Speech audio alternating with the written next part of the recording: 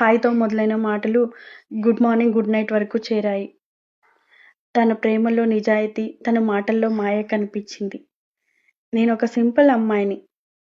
రంగుతో, రేంజ్‌తో సంబంధం లేకుండా మంచి గుణం ఉన్న అబ్బాయి అయితే చాలు అనుకున్నా. తనలో అన్ని క్వాలిటీస్ కనిపించింది. నాకు తగినవాడు అనుకున్నా.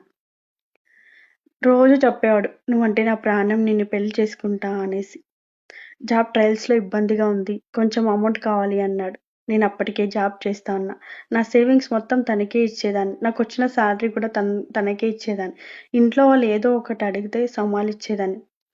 బట్ నేనే ఒక 1 ఇయర్ తర్వాత అడిగిన. పెళ్లి చేసుకుంటాం, మా ఇంట్లో వచ్చి అడుగు.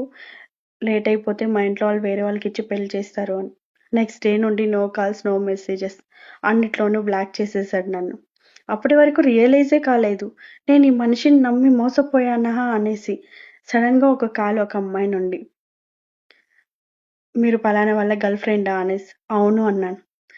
నన్ను కూడా ఇలానే చెప్పి మోసం చేశాడు. చాలామంది అమ్మాయిలతో డబ్బులకు మాత్రమే ఆశపడి ఇలా ప్రేమ అనే నాటకం ఆడాడు అని చెప్పింది ఆ అమ్మాయి.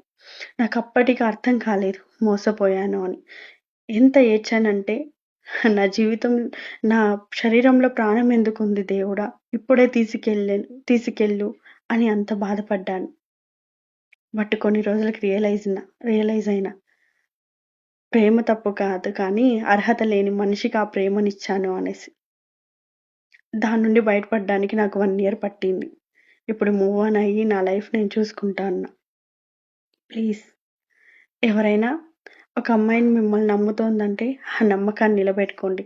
లేదు అంటే జస్ట్ ఫ్రెండ్ అని మీరు డబ్బుల కోసం అంటే ఫ్రెండ్ అని డబ్బులు మాత్రం తీసుకోండి అంతే. కానీ ప్రేమ నాటకం ఆడి తన సర్వస్వం ఇచ్చిన తర్వాత మోసం చేసి మాత్రం వెళ్ళిపోకండి. మీకు అది ఒక ఆట అవ్వచ్చు. తనకదే లైఫ్ అయ్యుండొచ్చు. ఇది ఒక అమ్మాయి కథ. ఫేస్‌బుక్‌లో ఒక ఫ్రెండ్ రిక్వెస్ట్. హాయ్‌తో మొదలైన మాటలు గుడ్ మార్నింగ్, గుడ్ నైట్ వరకు చేరాయి. తన ప్రేమలో నిజాయితీ, తన మాటల్లో మాయ కనిపించింది. నేనొక సింపుల్ అమ్మాయిని.